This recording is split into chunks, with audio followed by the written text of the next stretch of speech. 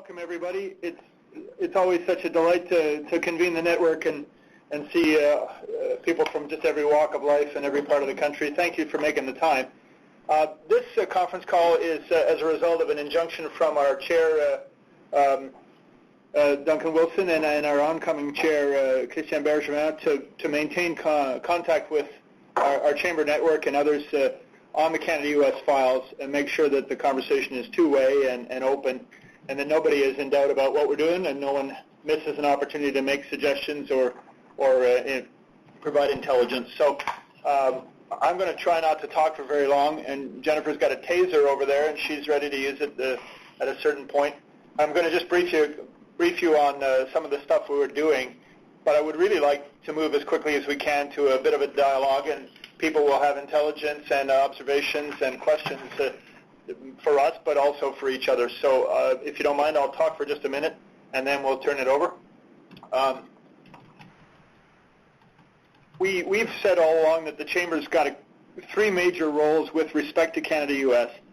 The first is our ongoing role of lobbying the Canadian federal government on what our members believe and what our interests are, and we are active on that. I'll get into it in a minute.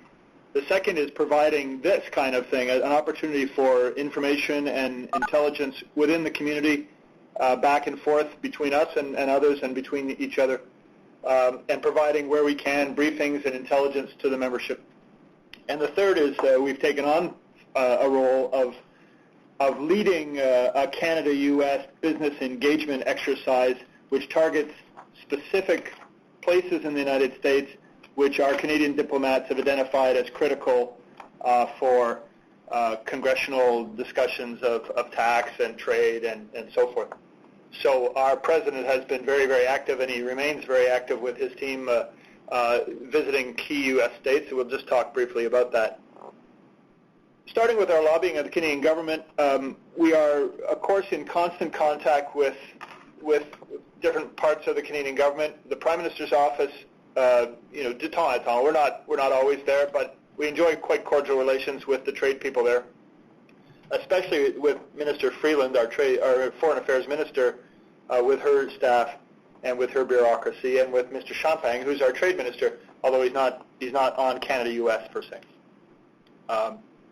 We are in regular contact with the negotiating team under a man named Steve Verhoeven, and his top deputies are on the phone with us quite often. All the Canadian trade diplomats have been very forthcoming, coming to our committees and meeting with our people. We got on the phone with them quite often about our adventures in the United States. And Mr. Verhoeven is trying to run an extremely transparent negotiation process. So he's got, I would guess, 15 or 20 different consultative committees. I'm on one, and we're quite often invited to come on over and just hear from him and give him back intelligence. So the doors are quite open for Canadian business to talk to the government about this negotiation and to hear back, at least in general terms, how the Canadians think it's going. We did provide a submission to the Government of Canada on NAFTA, which is available on our website. It's not very long, and we tried to keep it as simple as possible. The high point there would be we said the NAFTA agreement is a free trade agreement. Everything about the negotiation has to be predicated on growing trade.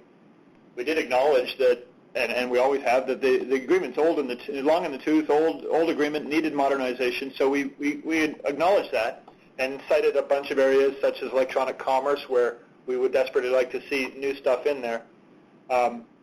Very few points that we raised that we said are sort of deal breakers for Canada, one or two.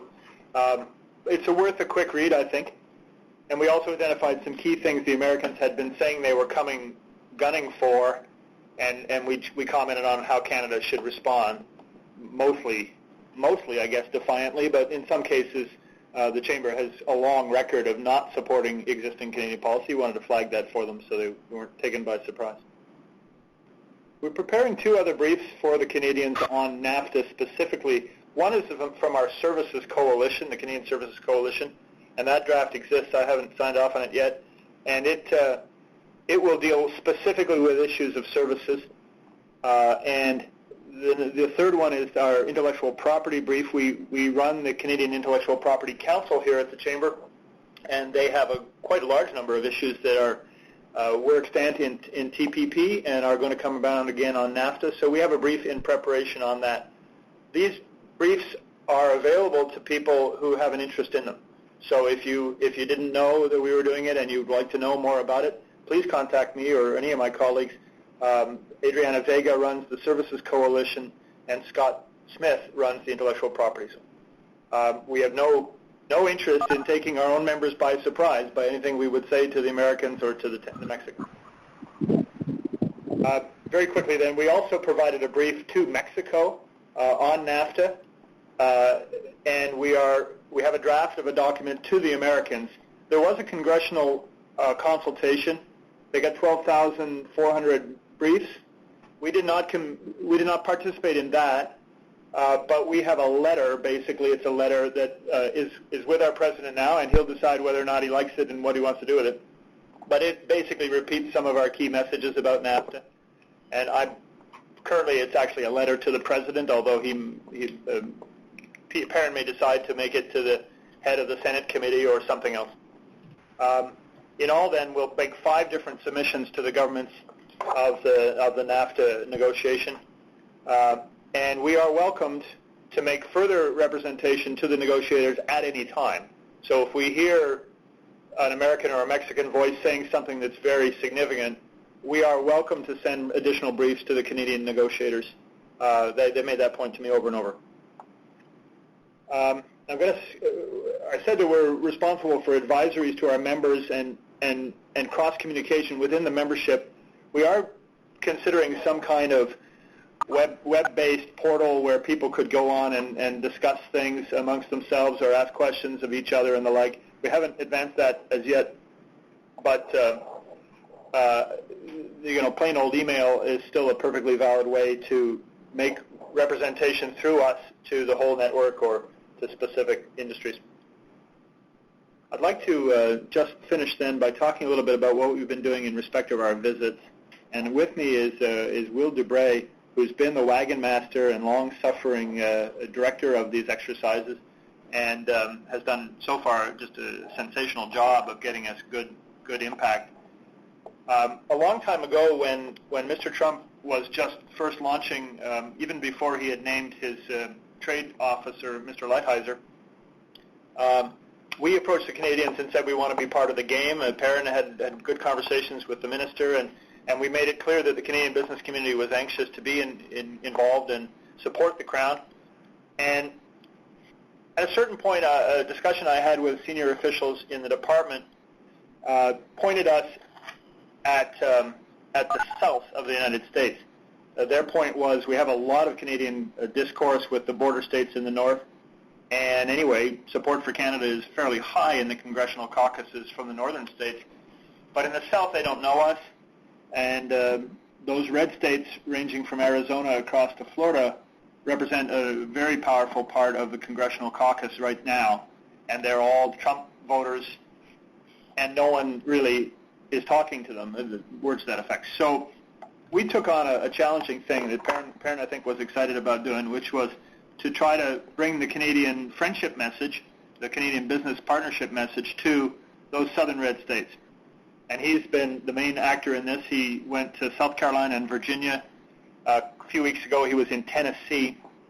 And now we're heading towards a visit in Texas at the end of August, and then in Georgia in the late part of October. Those are the only visits we have planned for this year, but already Guillaume and his colleagues are going to are anxious to think about additional states where we could make an impact, and where the Republican caucus of Congress is particularly strong and pivotal. I should mention, of course, that in addition to these visits into the hinterland, Perrin is active, as you would expect him to be, with the political community. He's in Washington again in October. He was there a couple of months ago. We are in very regular contact with our colleagues at the U.S. Chamber of Commerce, who you guys got to know. You can't understand how great an ally they've been to us, how friendly, how accommodating, how willing to go out of their way. So we feel really good about our relationships. And Perrin, of course, does the does the city tours as well. So he's handling the Washington end as well. But we really thought we could make an unusually important impact in more distant communities. Guillaume, I wonder if I'm talking too long here. Jennifer Taser's lost his charge or something. If you could just talk a little bit about Texas and just the dates and general idea around Georgia for just a minute, then we could open the floor. With pleasure. So as Warren mentioned, we are preparing the mission to Texas, which will take us to 3 cities on basically 3 different themes. Our first stop will be Houston, which, as I'm sure you'll recognize, is oil country. So obviously for Canadian energy interests, that's a very important stop. We're working over there with the Greater Houston Chamber, who's giving us a hand, and they've also been a very important ally of ours. They're very likely to host us for some events as well while we are going to be there, and we are trying to reach out, of course, to the various offices of the senators, congresspeople, and of the mayor when we're going to be in Houston. After spending about 2 days there, we're going to head over to Austin, the capital of Texas. We are going to have some state meetings over there, hoping to meet with the governor, amongst other things. So we're in the process of requesting these meetings and making sure that we clear all of that up. And here we've been working with the Texas Association of Business, which is the closest thing they have to a Texas State Chamber, if you will. And they've also been very helpful in organizing all of this, and we're going to be sitting down with them as well. The last part of the week, from on August 31st and September 1st, we're going to be heading to the Dallas-Fort Worth area. This is going to be more on the manufacturing and aerospace side of things. We're going to be going over there, meeting with the Greater Houston Chamber. That's also where the Canada-Texas Chamber of Commerce is headquartered, so they're going to be sitting down with us and hosting us for some activities. And on the last part of the day, we are going to be visiting some Bombardier installations that they have over in Texas, where they have a Learjet facility as well as a pilot training center. So we want to showcase, there's no better example of Canadian investment in Texas than bringing elected officials and local media to an actual Learjet maintenance facility that is these 2 absolutely humongous hangars, or bring them to a pilot training center where they can get to try the Canadian-made, this is CAE-made flight simulators in a Bombardier facility right outside of the Dallas-Fort Worth International Airport. So that's what we're looking at for Texas. Again, that takes place from August 28th to September 1st. I'm just going to say a quick little word about the Georgia mission, which is still a ways off, but we are starting to lock down some of the elements there. So for Georgia, we are planning to go from October 23rd to the 28th. So last part of October, we are going to be visiting Atlanta and Savannah in Georgia, so the 2 main cities are over there. And again, here we've already been in touch with both the Atlanta and the Savannah Chambers of Commerce, who are absolutely ecstatic about this, very enthusiastic, and they're looking forward to hosting us and working with us on setting up a lot of meetings while we are over there. And we are going to cap off the trip with what I understand to be a Georgia tradition, which is attending the Georgia State versus Florida State football game on the Saturday. So after all the business meetings are done. So that's what we're looking at in terms of our scheduling for now. And of course, if you are aware of any companies in your membership who are either active in those states, in Texas or Georgia, or who may be interested in joining the missions, then we'd be happy to hear from them. Yeah, I'll just finish off by repeating that. We are anxious to see as much involvement with these missions as possible. If you have friends in Texas or Georgia that you think we should be in touch with, if you have companies that are active in those spaces that you know about, the Texas trip, we're going very much in partnership with the Association of Petroleum Producers in Western Canada.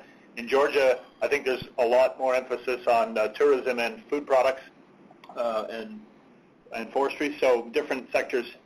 But people are welcome to approach Guillaume to see if you'd like to come along or you have any input.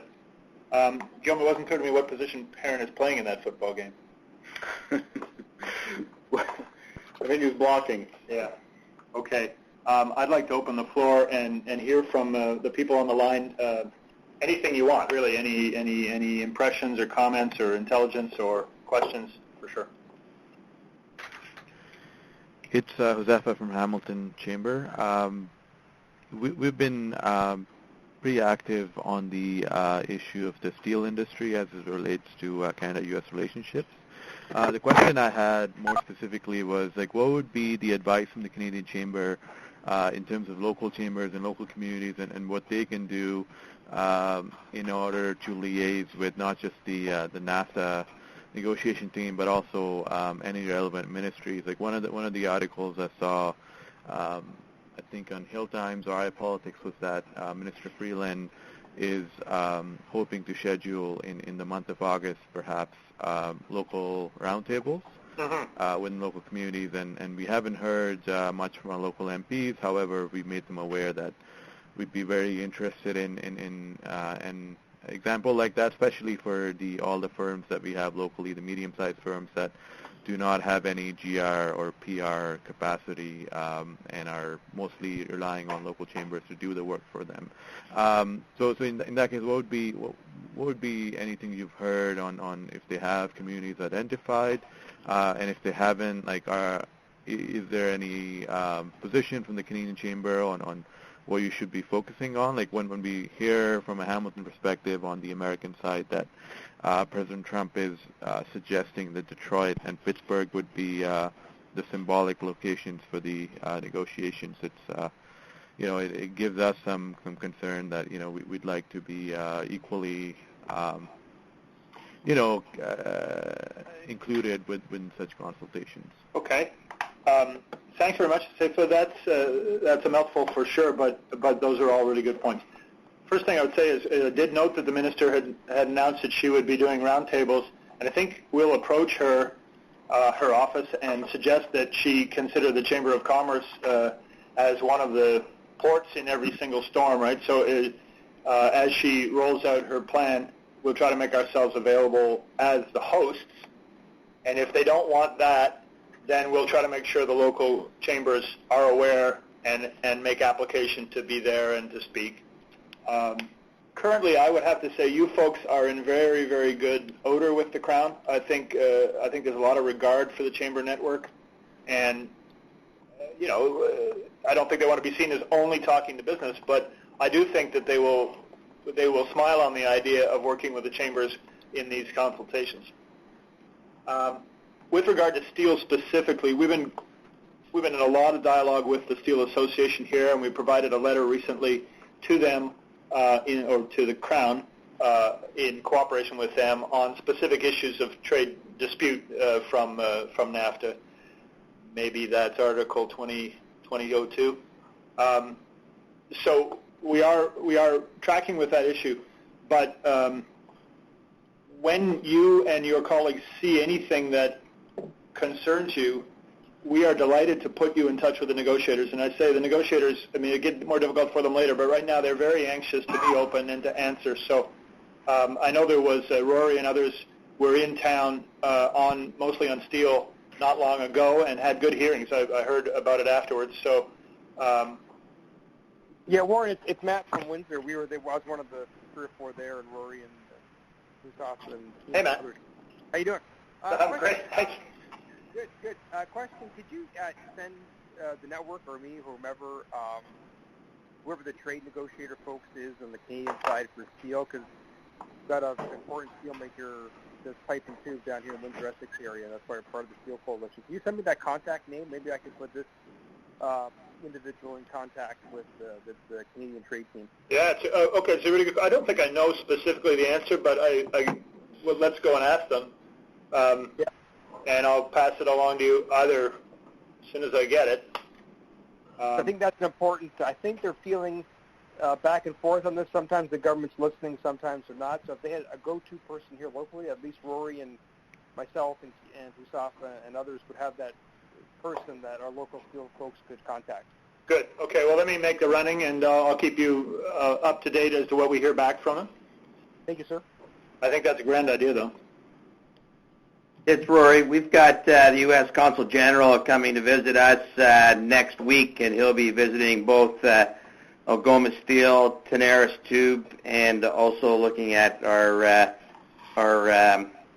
solar panel manufacturers. So there's some good connectivity there happening as well, Warren. Okay. Sorry, what is it? So also on the issue of steel, I don't want to get too technical, but last week we did co-sign with our partners of the Global Business Coalition a letter on steel tariffs, basically, that we sent to the U.S. administration. The Global Business Coalition is a standing body of international, of basically the business organizations in various countries. So our 17 countries are represented, amongst them the U.S.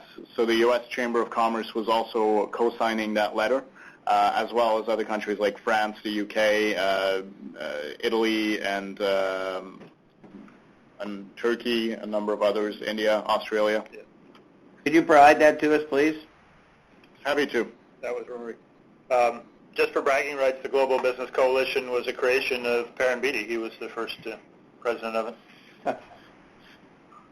Who else is on the call? Hey, Warren, this Todd is here Curtis from from the Sherwood Park. Saskatchewan Chamber. I heard Sherwood Park. Can we start with you, and then I think it was Saskatchewan was the other. Was that Curtis? Yeah, I will wait. Okay, thank you. Okay. Hi, it's Todd Banks here. Todd? Strathcona County does a tour down to Houston every year because we're joined at the hip here with the oil and gas business with them. So there's many contacts down there that we have that we visit every year because a lot of the employees that work here in Strathcona County actually work down there too. They're integrated in their operations both in Houston and here in the capital region. So I don't know if you want I know Cap out, you're talking about Cap out of Calgary that Right. you're working with for Houston. Well, absolutely. Thank you very much for mentioning it, Todd. You know, one of the things the Americans say to us all the time, not wanting to be rude or anything, but they say, you know, the folks who have real good credibility with the American public right now are ordinary business people who maybe run a medium-sized business or a small business and can just talk frankly about their own situation. You know, so don't start sending a whole lot of politicians down here. So I love the idea of having people that are from the Chamber network and are actually in the industry as part of our delegation. I think brings a lot of credibility. Yeah, there's a lot of stuff that we work together with. One of the issues that Houston has down there is their planning and development with their land use has been quite erratic down there. Residential right up beside heavy industry, and they like the model we have here. And there's a lot of things that we're communicating back and forth, whether it be efficiencies for bitumen down there for them to produce down there, or if it's land use, how we established it here, because they're really envious of how we've set up the land use out here for heavy industrial. That's so cool. Thank you for telling us. Erratic is actually the nicest thing I've ever heard about Houston's land planning. That's great, Todd. Well, we'd love to hear some more and names of people that, you know, an individual doesn't have to get on the plane and come with us to give some good suggestions, give good connectivity. And, you know, parents taking on a big challenge of trying to go to a jurisdiction and, you know, make a splash and make a friendly splash in the short order. We all know how to make an unfriendly splash. The press will cover that. But so the more people that we have that are, you know, inclined to be friendly to us, the better off we are. Okay, perfect. Warren, it's Anne-Marie. Oh, no, I was going to go to Curtis next. Well, I had somebody waiting in the queue. Can I go to Curtis first and then you? Yeah, no problem. Yeah, just a quick question. Do you think there's any chance that Steve Verhoeven would give up Chapter 19 during the NAFTA negotiations, or is that a written in stone thing that Canada wouldn't budge on? Jeez. Trust you to ask that question. I know what answer I'm looking for, but I think the Canadians are pretty damn dug in, Curtis. I mean, in our brief, if you've had a chance to look at it, or when you do, you'll see we said really almost one of the very few deal-breaking issues would be to kill Chapter 19. For those who are not absolutely familiar, Chapter 19 is the provision of the agreement that deals with an alternative solution to countervail and dumping and accusations of trade wrongdoing, to keep it out of the U.S. courts or out of the Canadian courts and have a special tribunal that consider it. It's quite a long chapter of how the two countries are going to resolve these disputes. And, you know, I'm old enough to remember this was one of the main reasons that Canada entered into the free trade negotiation with the United States in the first place, was that softwood lumber was entering its 500th year or something like that in litigation in the Americas. So Chapter 19 is very, very central. It's not been working very well of late, but we still think it's very, very central, and almost the symbol of the reason why these three countries are trade partners is because they can resolve their disputes more efficiently. Curtis is asking about it in part because the Americans have said they want to kill it, and one of the people who said that the most is Robert Lighthizer, who is the U.S. trade representative. And he's a trade warrior. He comes from Skadden Apps as a law firm, and he was a trade lawyer there, a trade litigator for the steel sector. So he hates Chapter 19 and has said it's on his kill list. But the Canadian ambassador in Washington and ministers here have said that Chapter 19 is quite critical to us. So, yeah, darn good question. Sorry, Anne-Marie, I had cut you off. Yeah, I just had an offer. We do have every second week what we call a trade talk that goes to thousands of employees across the Americas.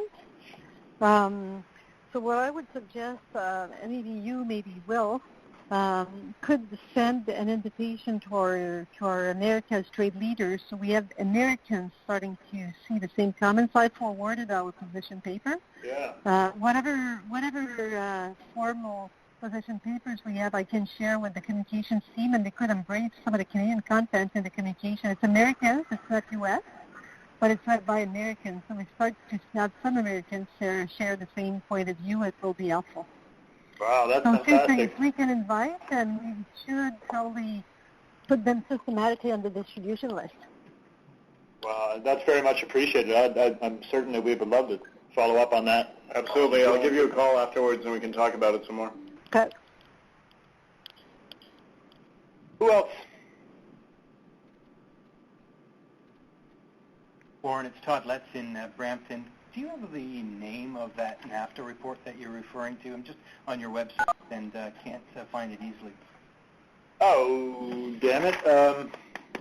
I think it's called Submission to the Canadian Government on NAFTA Negotiations. I'm going to flip everybody these But documents. why don't we, yeah, Jennifer's going to point you all to the documents we're talking about. Thank you.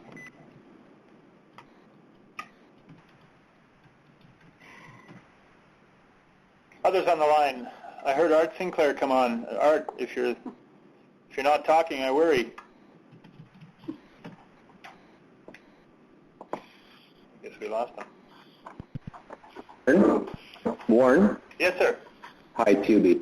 Just a quick question. As we start progressing in these activities, and this is going to take the actual negotiation, if there are things that start to come off these activities that are, I'm going to call them barn burning, it's not going the right way, it's requiring maybe even some significant influence and or advice from the Canadian business, where would be the escalation process to be able to go back? Is it coming back to a group like ours? How do we deal with as things are progressing or not progressing in the direction that we want? How does that, how are you going to communicate that? Yeah.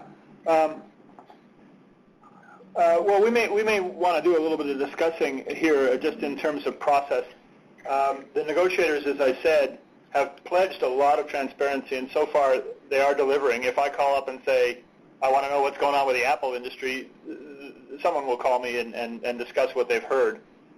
So I don't think it's hard for us to get our views across. But if a sector of the economy started to become very alarmed, such as we've seen with steel, even before the negotiations start, I guess I would encourage people to start by coming through us.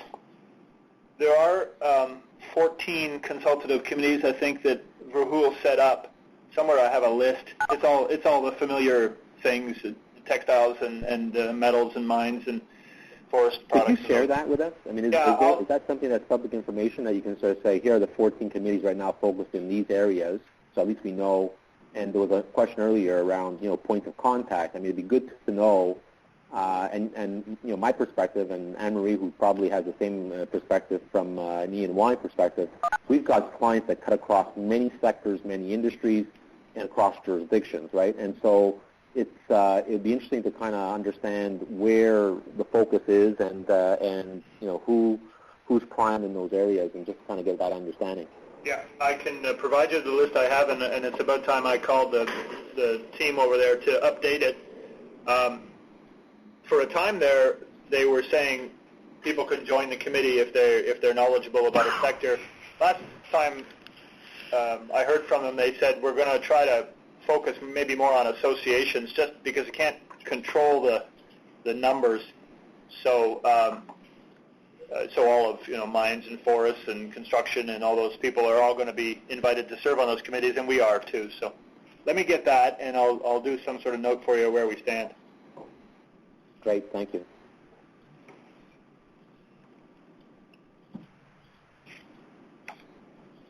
Who else is out there? And it's been all questions, which is very welcome, but you're also entitled to any kind of comment or observation or intelligence that you have if you want to share. It's not all just one way here.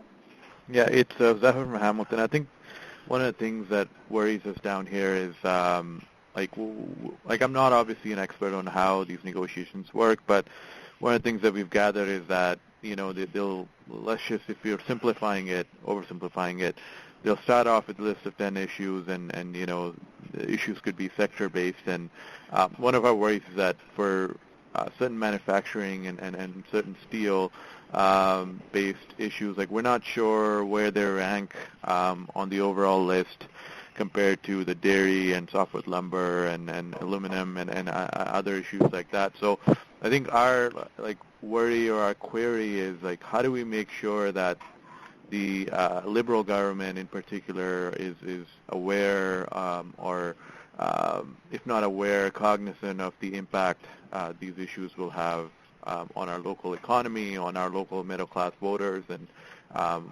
community perception of the NAFTA negotiations. Yeah. Because right now there is support for NAFTA in the Canadian population, but we're just afraid that the overall political capital of some of our industries is not as large as the dairy and lumber folks. Yeah.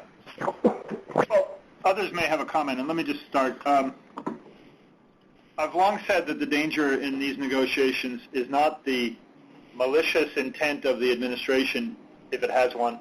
It's the chaos in Washington. It's every man and woman for themselves, and every constituency and sector negotiating for its own advantage with an administration that is not disciplining the process in any way. And I continue to believe that. So specific sectors with a powerful senator and some decent lobbying may be able to jam issues forward, and we're very cognizant of that.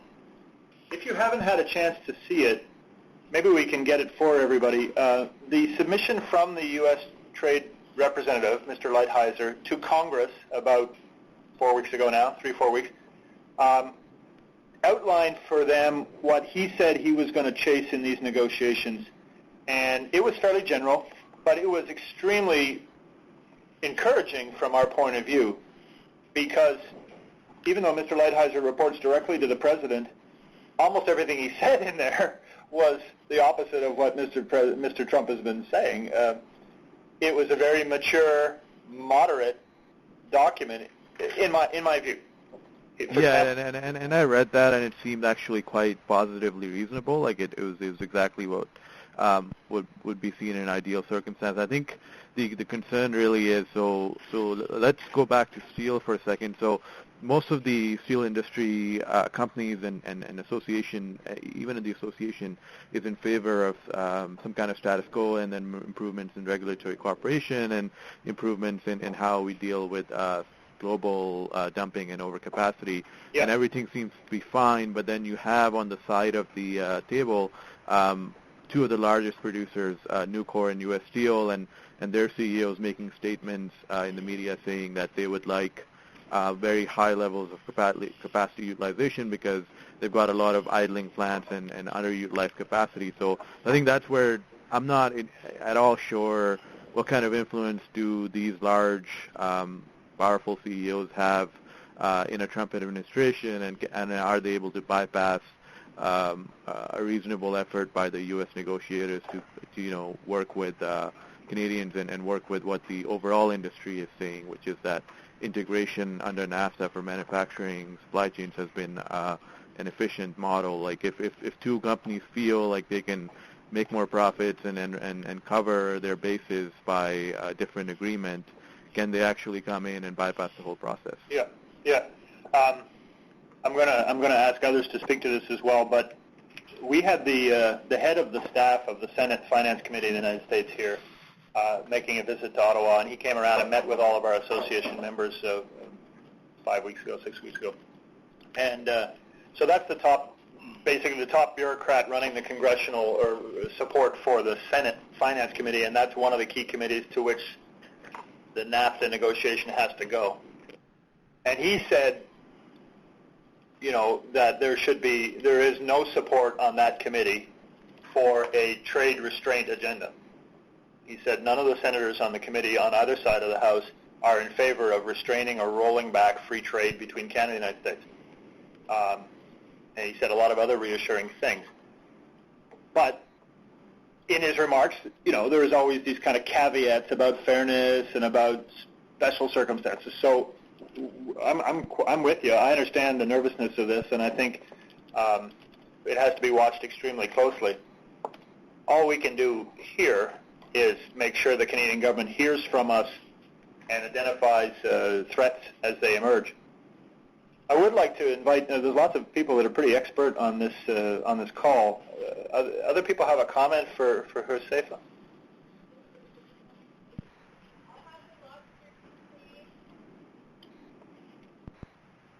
Okay. Who else has a comment or a question? Warren? Yeah. In terms of the 14 committees and covering various areas like steel, aluminum, dairy, agro, let's say lumber, which I would call the more traditional, and in those categories there's going to be two things: reviewing what was done in the past and kind of upgrading or updating or moving forward on those. Yeah. But what about the more innovative areas, the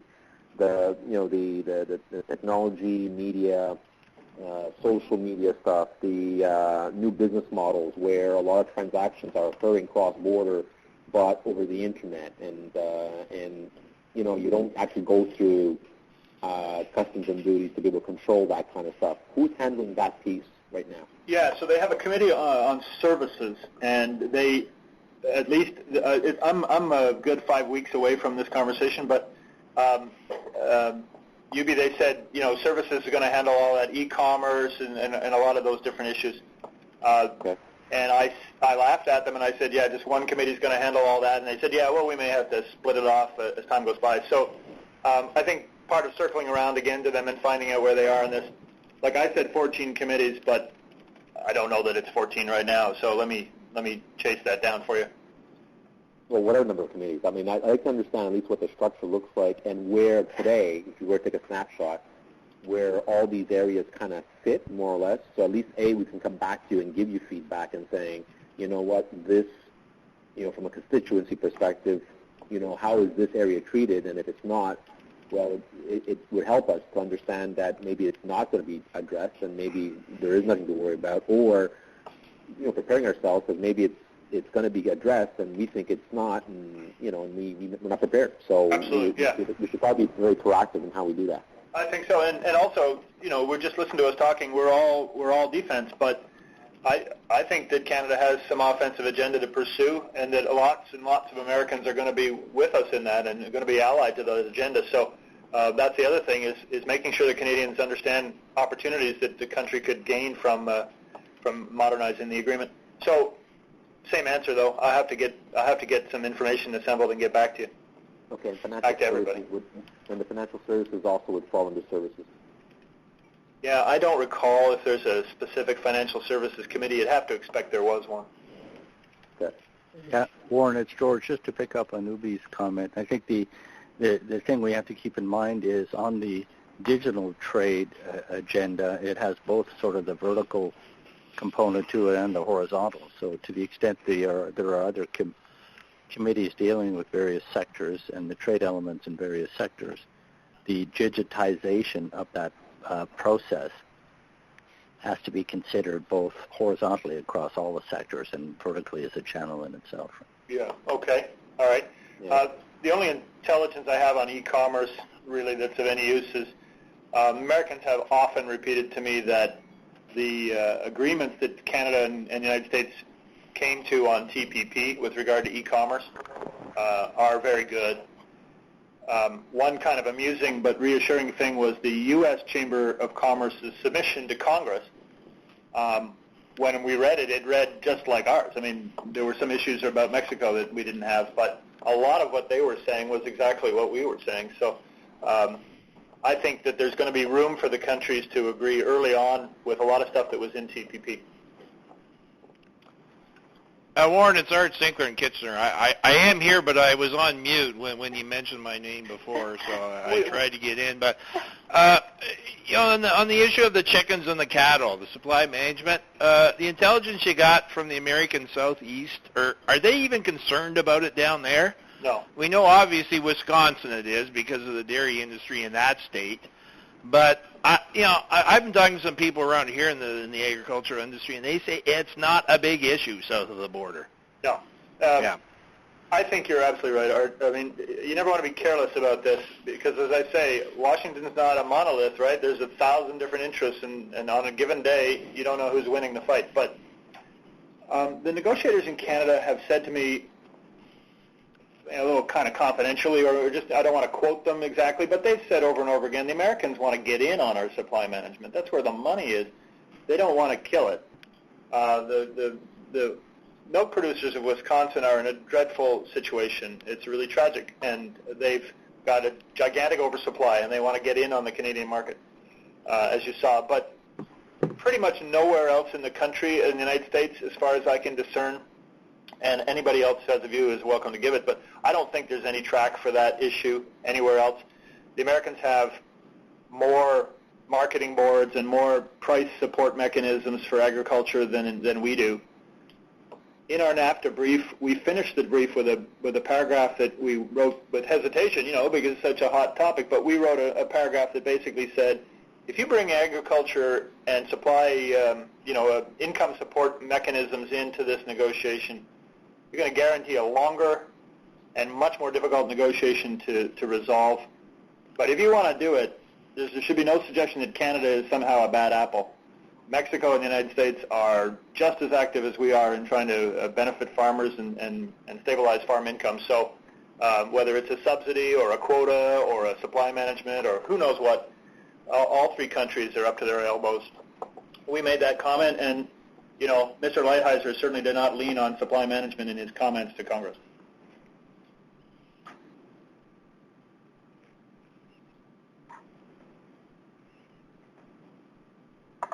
We are moving around to a goodly amount of time. There is still time for a question or two if people have one, but otherwise we can start to close us off here. Will we have another call? We will have a call. I think we should start to regularize this like we did, remember, during the election campaign where we had a war room. Then we were doing it every week. I don't think we should do that. But why don't we do a note setting a date for, I'll tell you what, the next big milestone is when the negotiators meet. That's the 17th of August in Pittsburgh. I think it was Sissefa was saying they chose Pittsburgh as some sort of symbolic site. So as soon as that's over, within a few days, I'm certain that we will have a brief from the negotiator. And either it will be to us, or perhaps he'll agree to talk to one of our board committees or something like that, which would be great. As soon as that's done, I think it would be appropriate for us to have a call. Then we'll have, I hope, some new observations, new information, and probably new questions that we can share with everyone.